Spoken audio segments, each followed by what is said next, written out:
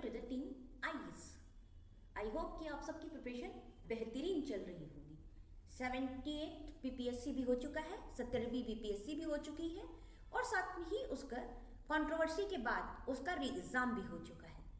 लेकिन जैसा कि हम लोगों ने 78 में देखा था कि कई सारे प्रश्न क्या थे जिनका उत्तर विवाद से भरा हुआ था, इसी तरीके से फिर 78 का जो री एग्जाम हुआ है उसमें भी कई सारे प्रश्न विवादित है, यानी कि उन प्रश्नों का एक से ज्यादा आंसर हो सकता है, एक से ज्यादा विकल्प हो सकते हैं। तो आइए हम बात करते हैं उन 10 प्रश्नों पर जिस पे आप देख सकते हैं कि उनकी एक से ज्यादा आंसर है या आंसर करेक्ट उसमें दिए हुए नहीं है। तो शुरुआत करते हैं अपने पहले प्रश्न के साथ। जो पहला प्रश्न आप देख सकते हैं वो है द ट्रॉपिक ऑफ कैंसर, यानी कि कर्क रेखा is passes through which state. पहला कंट्रोवर्सी, हमारे ऑनरेबल बीपीएससी ये भूल गया है कि उन्हें इंग्लिश सही लिखनी है, तो उनकी इंग्लिश ग्रामर हम बाद में सुधारेंगे, पहले हम ऑप्शन पे बात करते हैं। ठीक है, the tropic of cancer passes through which state, क्योंकि मैं गलत नहीं बोलूंगी। Which state? बिहार, उड़ीसा, उत्तर प्रदेश, मेघालय। यहां पे जो भी ज्योग्राफी के स्टूडेंट होंगे, जो भी सीरियस एस्पिरेंट होंगे, वो जानते हैं कि इनमें से कोई भी आंसर सही नहीं है, क्योंकि इन 8 राज्य जिनसे कर्क रेखा यानी कि ट्रॉपिक ऑफ कैंसर होके गुजरता है, इन 8 राज्यों में अनफॉर्चुनेटली ये 4 राज्य तो बिल्कुल नहीं आते। तो आइए मैप के थ्रू देखते हैं कि सही ऑप्शन क्या होगा। ये देखिए, आप देख सकते हैं मैप में कि अगर हम लोग ईस्ट से वेस्ट की तरफ चलें तो सबसे पहले आपको क्या पड़ेगा? मिजोरम, त्रिपुरा, मैं नंबरिंग दे देती हूं। उसके बाद आप वेस्ट बंगाल, फिर झारखंड रांची के पास, उसके बाद छत्तीसगढ़, मध्य प्रदेश, यहां पे थोड़ा सा रीजन आपका राजस्थान का, और ये वाला रीजन गुजरात का। इसमें बिहार कहां है, यूपी कहां है, उड़ीसा कहां है, आप मुझे खुद बताइए। तो अगर इस तरह का विकल्प बिहार में मिल रहा है, बीपीएससी ऐसा विकल्प दे रही है जिनमें उन 8 राज्यों में से कोई भी नहीं है, तो ये आंसर क्या लगता है? इस आंसर को कैंसिल हो जाना चाहिए कि नहीं हो जाना चाहिए? या तो आप फिर से ई ऑप्शन ले आइए, डाल दीजिए नन ऑफ दीज या मोर देन वन। इन क्वेश्चंस में क्या है? डाउटफुल होता है। आइए और डाउटफुल क्वेश्चन देखते हैं हम लोग। आते हैं जो मुझे क्वेश्चन पर्सनली बड़ा इंटरेस्टिंग लगा री एग्जाम में, ये है average height of snow line in Uttar Pradesh. Word देखिए, स्नो लाइन, ठीक है, हिम रेखा की औसतन ऊंचाई पूछी जा रही है उत्तर प्रदेश में। इससे पहले मैं आपको बताऊं कि इसमें क्या विवाद है, इससे पहले मैं थोड़ा सा एक्सप्लेन करना चाहूंगी, क्योंकि कई बार ऐसा होता है ना कि बच्चे कंफ्यूज हो जाते हैं, उनको ये लगता है कि कुछ भी वीडियो आ गया। तो जो भी हमारी टीम आईएएस की कोशिश रहती है तो वो रहती है विद प्रूफ, क्योंकि यहाँ पे क्या है, एक्सपर्ट फैकल्टी मेंबर्स हैं। आइए थोड़ा सा स्नो लाइन के बारे में आपको बताती हूँ।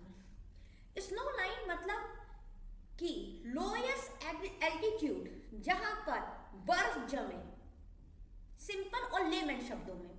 मैं इसका साइंटिफिक डेफिनेशन पे बात नहीं कर रही हूं, मैं एक सिंपल लेमन भाषा में आपको समझा रही हूं।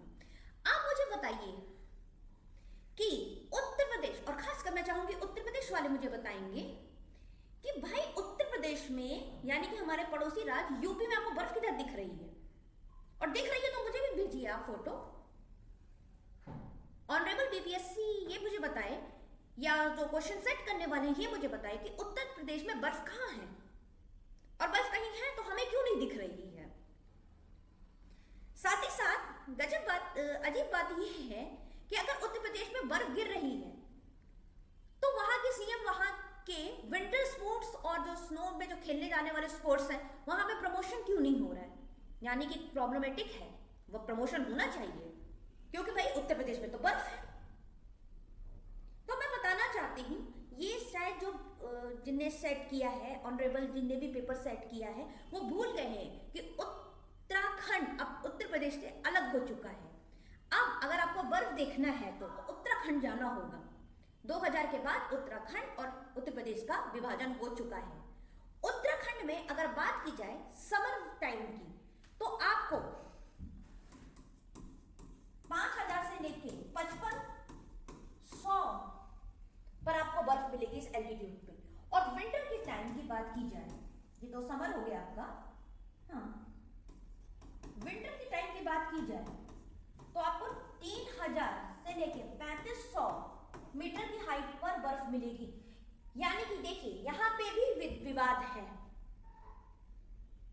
कि उत्तराखंड में स्नो मिलती है, लेकिन अगर उत्तराखंड को भी इसका पार्ट माने तो आप हाइट देख लीजिए, पूछ क्या रहे हैं, समर का पूछ रहे हैं कि विंटर का पूछ रहे हैं। और पहली बात, उत्तर प्रदेश में तो भाई बर्फ नहीं गिरती है, ओले बर्फ नहीं होते हैं, ये तो शायद पेपर सेट करने वाले समझ लें।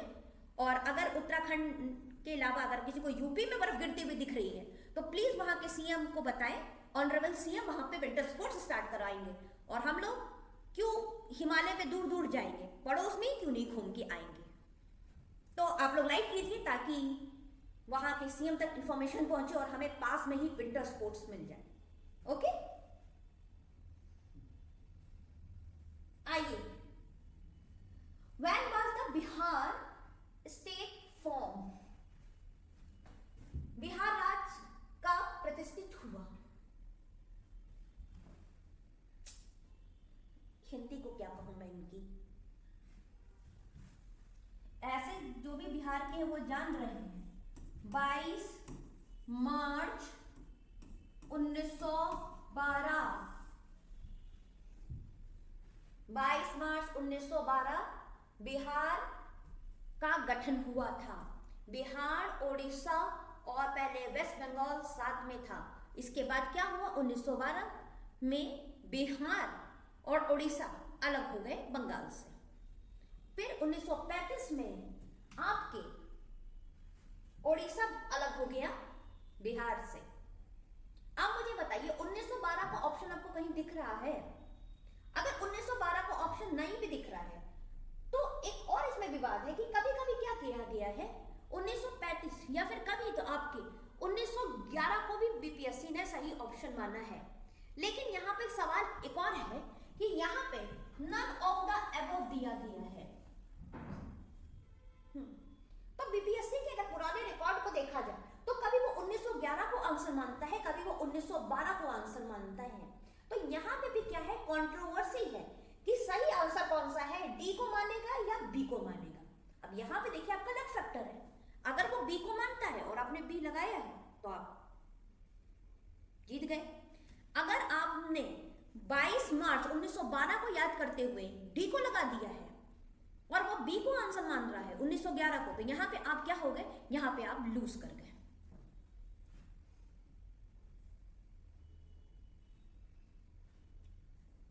री-एग्जाम एक और question, how is hydrogen store physically. तो जो भी साइंस स्टूडेंट होंगे वो जानते हैं कि हाइड्राइड के फॉर्म में भी होता है और साथ में कंप्रेस करके भी हाइड्रोजन गैस को रखा जाता है।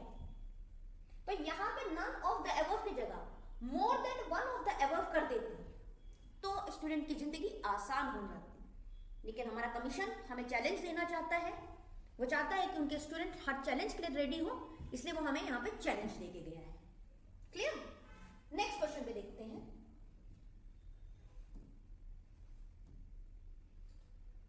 Which component of the fertilizer is used for stimulating the early growth purpose?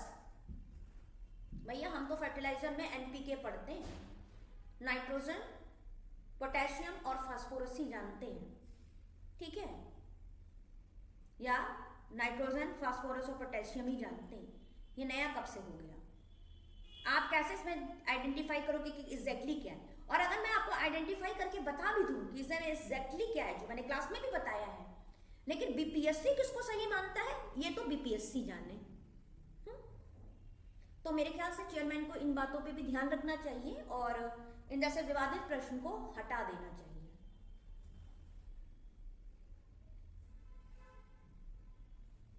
आप देखिए, इस तरह के क्वेश्चन देखने में बहुत सरल लगते हैं, लेकिन कभी कभी क्या होता है, कमीशन बच्चों के साथ मजाक करता है। अब देखिए, यहां में आपसे क्या पूछा गया है, what is the contribution of agriculture in the gross domestic product of Bihar. Simple question है, कंट्रीब्यूशन पूछा गया है।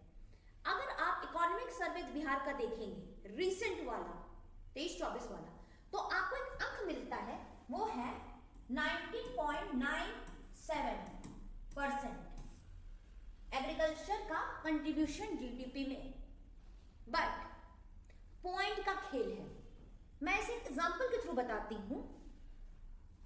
67 या 68 में एक सवाल आया था कि सूर्य से धरती पे प्रकाश आने में कितना मिनट लगता है या कितना समय लगता है। सबको मालूम है करीबन 8 मिनट लगता है, लेकिन इस सवाल में इतनी कंट्रोवर्सी हुई कि इस सवाल का आंसर ई माना गया, यानी कि नन ऑफ द अबव। क्यों?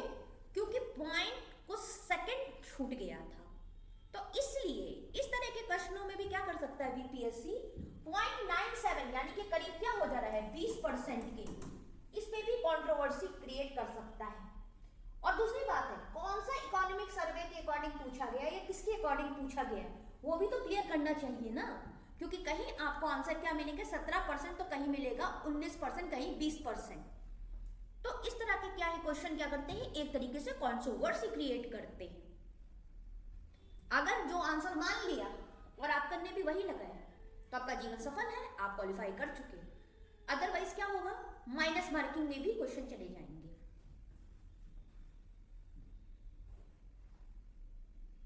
नेक्स्ट एक और controversial question, which of the following does spore formation occurs as a mode of reproduction. Spore formation as a mode of reproduction. अब देखिए यहां पे क्या गेम खेला है। फंजाई सबको मालूम है रिप्रोडक्शन उसमें स्पोर्स के द्वारा होता है। दूसरा एल्गी जो कि प्लांट है, उसमें भी क्या होता है, रिप्रोडक्शन स्पोर के द्वारा होता है। ठीक है।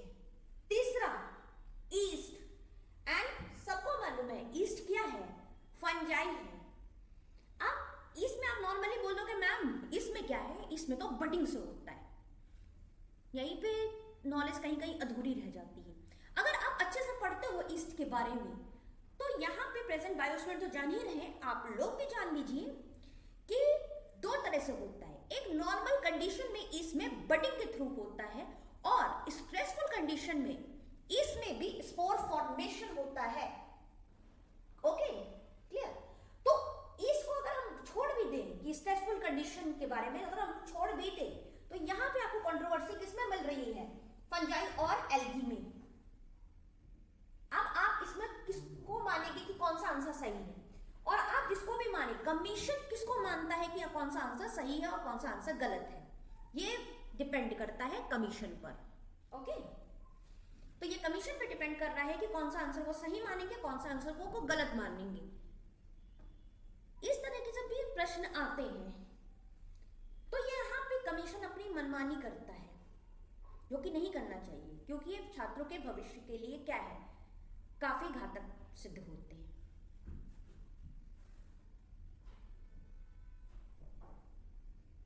Next question, which of the following was not one of the feature of the Government of India Act 1935।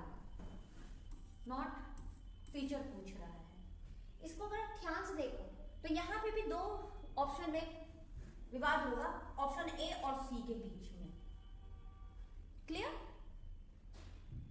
इस तरह से क्या होता है, विवादित प्रश्न करके और कंट्रोवर्सी क्रिएट होती है, और कमीशन का नाम भी डूबता है। अब देखिए, जो भी क्वेश्चन होते हैं वो शब्दों के खेल होते हैं, ताकि स्टूडेंट क्या हो, शब्द को पकड़े। अब यहाँ पे देखिए शब्द को किस तरीके से खेला गया है आपके साथ, और इन शब्दों के साथ खेलते खेलते आपके भविष्य के साथ भी किस तरह से खिलवाड़ करता है, ये देखिए। Which dynasty rule Magadha after Shishunaga dynasty, यानी कि शिशुनाग वंश के बाद मगध पर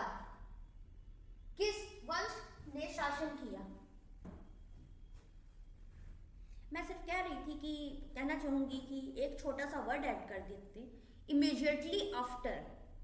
तो मेरे ख्याल से प्रिंटिंग प्रेस की इंक तो नहीं खत्म हो जाती, मतलब होती तो मुझे बता दीजिए आप। सिर्फ एक छोटा सा प्रश्न और आप बच्चों का जीवन क्या होता, आसान होता था और कंट्रोवर्सी से बच जाते। वैसे इमीडिएटली अगर आफ्टर लिखा होता शिशु नागवंश के बाद, तो आंसर सीधे नंद डायनेस्टी पे जाता। या तो पूरा हिंदी कर दो या तो पूरा इंग्लिश कर दो। नंद वंश क्या है भाई, नंद डायनेस्टी लिखो। इस बार मुझे लगता है कि एक्स्ट्रा टैलेंटेड थे जिनने भी प्रश्न सेट किया।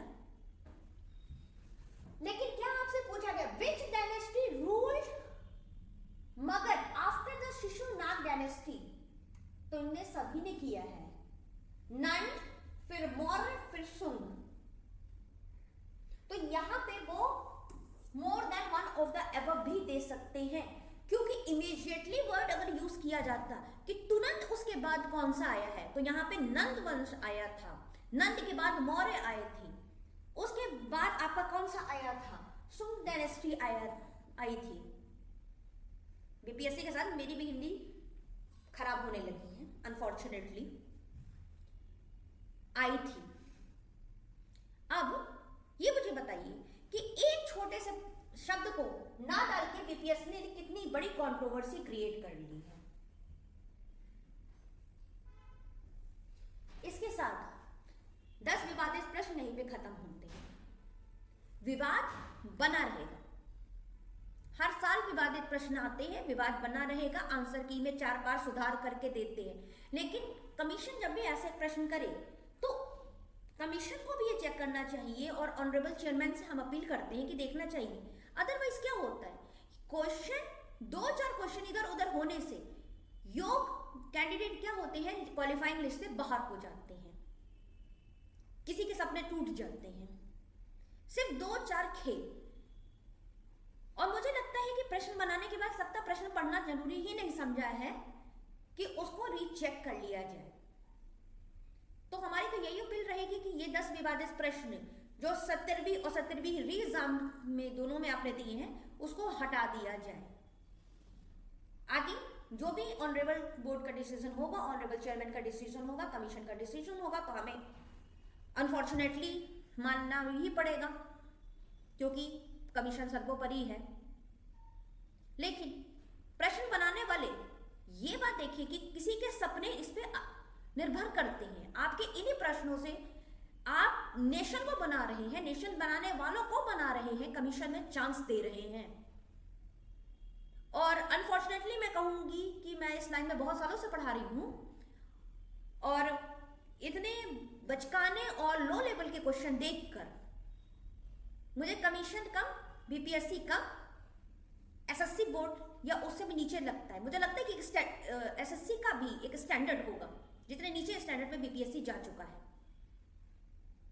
कई प्रश्न बहुत अच्छे नेचर के भी थे, लेकिन कई प्रश्न बहुत ही बचकाने नेचर के थे, क्योंकि इस बार जितनी पोस्ट आई है उसके हिसाब से एक स्टैंडर्ड रहना चाहिए।